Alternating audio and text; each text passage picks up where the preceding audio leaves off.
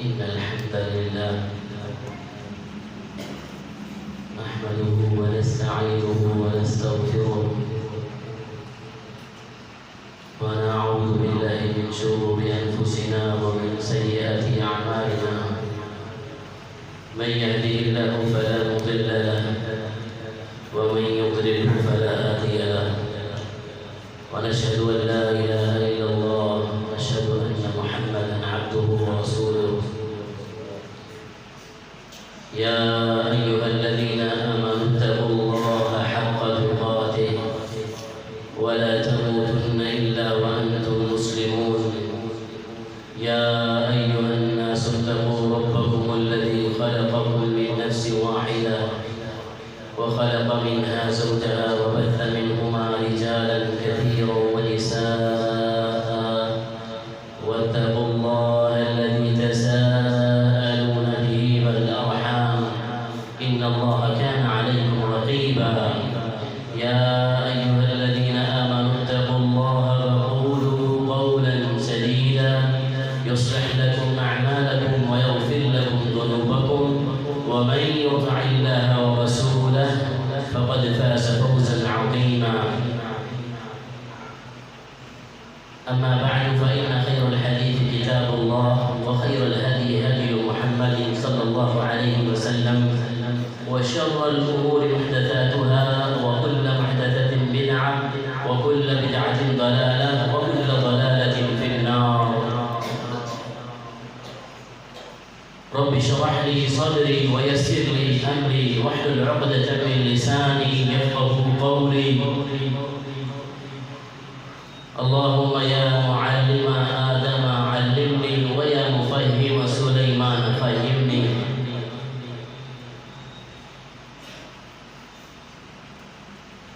قال الله عز وجل في محكم تنزيله بعد أعوذ بالله السميع العليم من الشيطان الرجيم من همزه ونفخه ونفثه بسم الله الرحمن الرحيم أفحسبتم أنما خلقناكم عبثا وأنكم إلينا لا ترجعون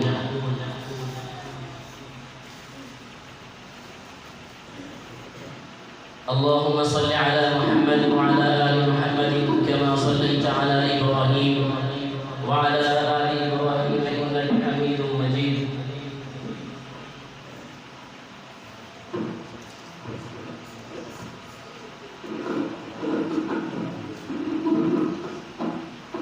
اللهم بارك على محمد وعلى آل محمد كما باركت على إبراهيم وعلى آل إبراهيم إنك حميد مجيد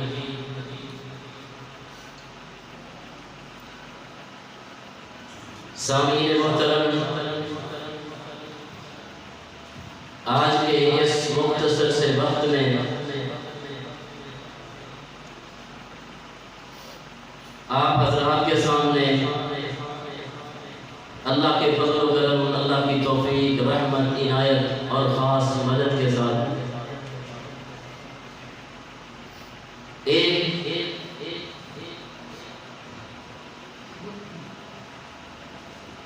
فکر اور ایک دعوت آپ کے سامنے رکھنا چاہتا ہوں جو میرے لیے اور آپ کے لیے لمحہ فکریہ ہے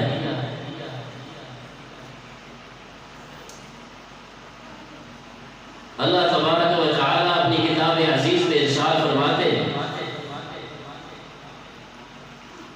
افحسبتم انما خلقناكم عبثا وانکم الینا لا ترجعون کیا تم نے یہ سمجھ رکھا ہے کہ تم کو بے مقصد اور بیکار بنایا گیا ہے اور تم ہماری طرف نہیں لوٹائے جاؤ گے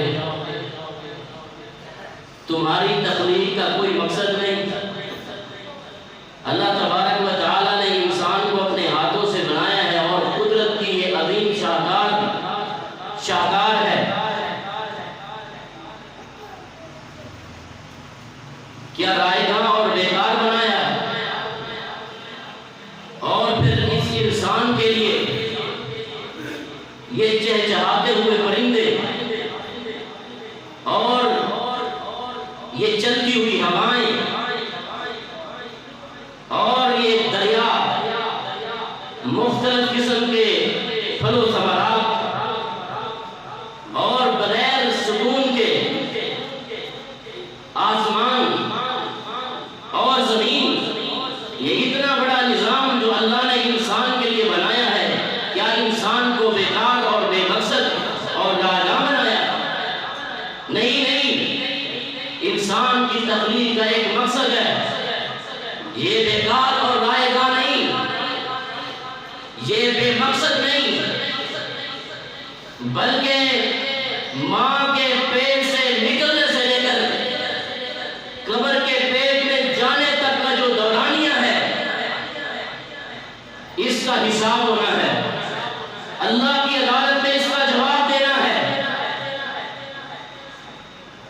رسول اللہ صلی اللہ علیہ وسلم کی حدیث ہے صحیح البخاری میں، نعمتان مغبون فیہما کثیر من الناس الصحت والفراغ، دو ایسی نعمتیں ہیں جن کے بارے میں انسان بڑے ہی سستی کا شکار ہے، غفلت کا شکار ہے، اور بڑی بے دردی سے اور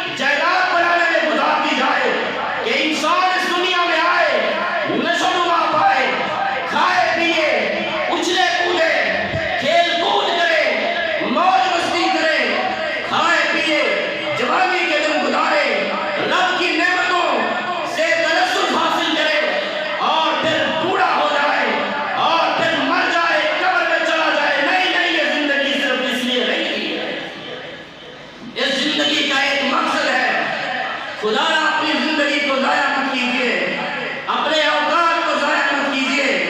ہمارے نوجوانوں کے مشاغل کیا ہے، ہم چیک کریں کہ ہم کس طریقے سے اپنی متاع حیات کو ضائع کر رہے ہیں۔ بہترین قیمتی اوقات جو جوانی کے اوقات ہیں، ان اوقات کو کس قدر ضائع کر رہے ہیں، کن کاموں کے اندر ضائع کر رہے ہیں۔ موبائل کا بے بریک استعمال، اور ساری رات موبائل کے استعمال میں لگے رہتے ہیں۔ کیا رب تعالیٰ نے اس لیے زندگی دی ہے کہ اس کو ساری رات سوشل میڈیا پہ سیاسی بحثوں کے اندر گزار دو؟ رسول اللہ صلی اللہ علیہ وسلم کی زندگی ہمارے لیے نمونہ ہے۔ ایک حدیث جو کہ بخاری میں ہے، اللہ کے رسول کی حدیث سماعت فرمائیے اور اپنے آپ کو، اپنے مشاغل کو اس حدیث کے سامنے پیش کیجئے، اپنی روش اور طریقہ چیک کیجئے۔ اللہ کے رسول نے فرمایا، میرے نبی صلی اللہ علیہ وسلم عشاء سے پہلے سونے کو ناپسند کرتے تھے اور عشاء کے بعد جاگنے کو، گفتگو کو ناپسند کرتے تھے۔ میرے نبی عشاء سے پہلے سونے کو ناپسند کرتے تھے اور عشاء کے بعد جاگنے کو، گفتگو کو ناپسند کرتے تھے۔ اس حدیث کو اپنے سامنے رکھیں اور اپنا جائزہ لیں کہ ہم کہاں کھڑے۔ ساری رات غلط تعلقات کے پیچھے، بری دوستیوں کے پیچھے رات ضائع کر دیتے ہیں، اور جب صبح کا وقت ہوتا ہے، ہمارا خالق، ہمارا مالک، ہمارا پروردگار آسمان دنیا پہ نزول فرماتا ہے اور آواز لگاتا ہے کوئی مجھ سے بیماریوں سے شفا مانگنے والا؟ ہے کوئی اولاد مانگنے والا؟ ہے کوئی صراط مستقیم مانگنے والا؟ ہے کوئی سائل؟ ہے کوئی مانگنے والا؟ ہے کوئی حاجات رکھنے والا؟ اس وقت ہم سو رہے ہوتے ہیں اور فجر کی جو عظیم نعمت فجر کی نماز ہے، اس کی خیر و برکات سے ہم محروم ہوتے ہیں۔ نوجوانوں، اس حدیث کو اپنے سامنے رکھو اور اپنا جائزہ لو۔ اس حدیث کو سننے کے بعد ہم میں سے کوئی بندہ آج کے بعد عشاء سے پہلے سوئے گا نہیں جب تک نماز نہ پڑھ لے، اور عشاء کے بعد تا دیر نہیں جاگے گا، اپنے وقت کو ضائع اور برباد نہیں کرے گا، بلکہ جلدی سوئے گا اور صبح جلدی اٹھ کر کے اللہ کی بارگاہ میں حاضر ہوگا اور فرائض کی ادائیگی کرے گا۔ بری دوستیوں سے بچ جائیں، اپنے اوقات کو ضائع نہ کریں۔ یہ امانت ہے ہمارے پاس، بہت تھوڑا وقت ہمیں ملا ہے، بہت تھوڑی زندگی رب نے ہمیں دی ہے، اس کی قدر کیجیے اور بری دوستیوں کے پیچھے اپنے اوقات کو ضائع نہ کیجیے۔ اگر ہم اپنی بری دوستیوں کے پیچھے، اپنے غلط یارانے کے پیچھے اپنے وقت کو ضائع اور برباد کر دیں گے اور اپنے والدین کی خوشیوں کا قتل کریں گے، اللہ کی یاد سے غافل رہیں گے، نماز اور فرائض سے غافل ہو کے اپنی دوستیوں کے پیچھے چلتے رہیں گے، تو پھر پچھتاوا ہوگا، ندامت ہوگی، حسرت ہوگی، پشیمانی ہوگی۔ اللہ کا قرآن یوں بیان کرتا ہے، یا ویلتا لیتنی لم اتخذ فلانا خلیلا۔ یہ کہے گا، ہائے میری تباہی، ہائے میری بربادی، ہائے میں کاش کے فلاں کو اپنا دلی دوست نہ بناتا۔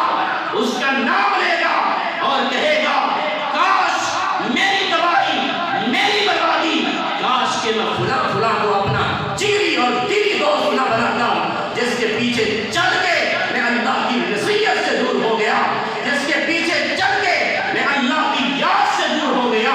پھر پچھتائے گا، پھر پچھتاوا کسی کام نہیں ہے۔ آج رب نے مہلت دی ہے، اپنی دوستی اچھے لوگوں کے ساتھ کریں۔ ابو داؤد کی صحیح حدیث ہے، رسول اللہ صلی اللہ علیہ وسلم نے فرمایا، الرجل على دین خلیل فلینظر احدکم من یخالل۔ بندہ اپنے دوست کے دین پر ہوتا ہے، تم میں سے ہر بندہ یہ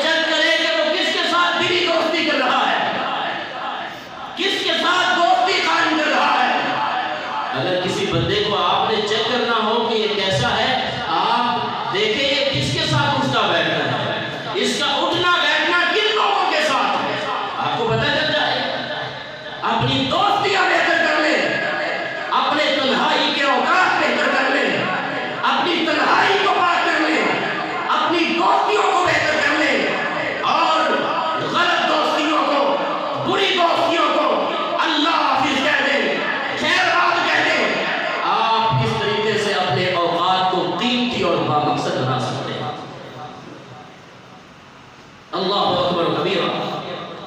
سامعین محترم, ہم اپنے اوقات کو جو ضائع کر رہے ہیں, کیا ہم سے سوال نہیں ہوگا ماں کے پیٹ سے لے کر قبر کے پیٹ تک کا جو دورانیہ ہم اس دنیا میں گزار رہے ہیں, اس کا سوال ہوگا اور اس کا جواب دینا. اے نوجوان, میرے اور آپ کے پاس اس کا کیا جواب ہے؟ کیا کہیں ایسا تو نہیں کہ ہم اپنی جوانی کو, اپنی زندگی کو چوکوں کے اندر کھڑے ہو کر گزار رہے ہیں؟ کہیں ایسا تو نہیں کہ موبائل کا بے دریغ استعمال کر کے اپنی زندگی کو گزار رہے ہیں؟ کہیں ایسا تو نہیں کہ اللہ کی یاد سے غافل ہو کے ہم اپنی نفسی خواہشات کی تسکین کے لیے اور اس کو پورا کرنے کے لیے اپنی زندگی گزار رہے ہیں؟ آج میرے اور آپ کے پاس یہ لمحہ فکریہ ہے, ہم چیک کریں.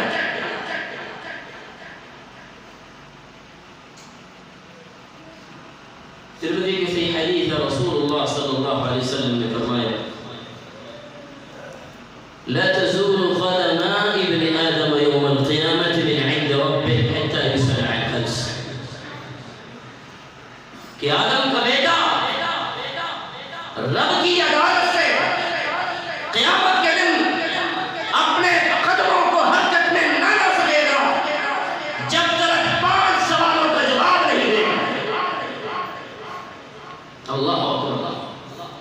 اس حدیث کو اپنے سامنے رکھیں اور اپنے اوقات کو قیمتی بنائیں. خدا نہ اپنے اوقات کی قدر کرے, یہ ہمارے پاس امانت ہے. بہت جلد ہم اپنے رب سے ملنے والے ہیں اور اپنی جو ہم نے یہاں کمائی کی ہے اس کا حساب دینے والے ہیں. پہلا سوال کیا ہے؟ عن عمره فيما افناه. عمر دی تھی کہاں اس کو گزارا ہے, کہاں فنا کیا ہے, شب و روز دیے تھے, لیل و نہار دیے تھے, کہاں اس کو گزارا ہے؟ عن شباب فیما بلا. اور زندگی کا جو بہترین پیریڈ ہے, خاص جس کے بارے میں سوال ہوگا, جو 12-13 سال سے لے کر 40-45 سال کا دورانیہ ہے, یہ زندگی کا قیمتی ترین دورانیہ ہے. اس دورانیے میں تو کیا کرتا رہا؟ اپنی جوانی کو کہاں کھپا کے آیا, اپنی صلاحیتوں کو کہاں صرف کر کے آیا. نوجوانوں, یہ سوال ہوگا.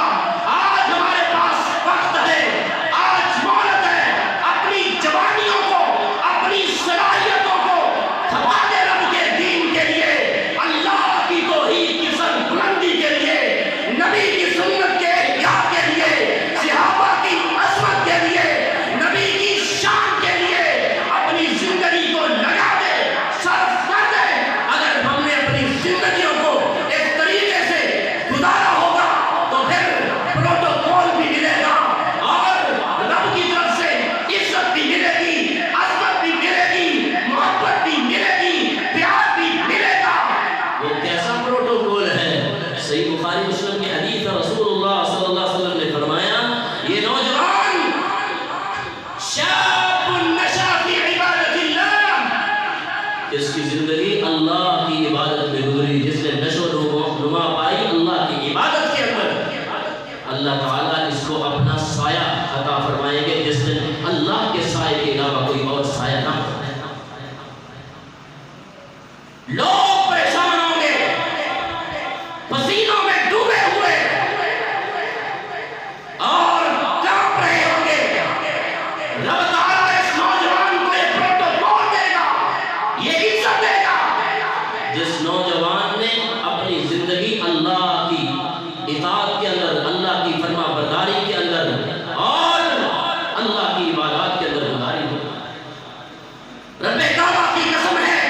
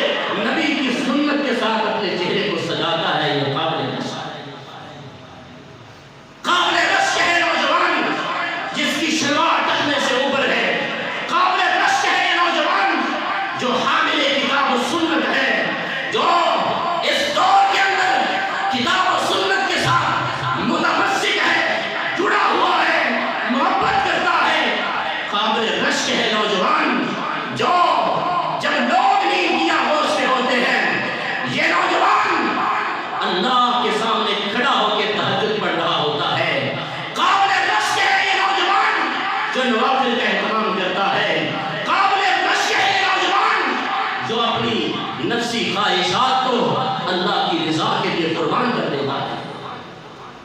سامعین محترم، یہ جوانی قیمتی ہے، اس کے اوقات قیمتی ہے، اس کی قدر کیجیے اور اس کو ضائع اور برباد نہ کیجیے۔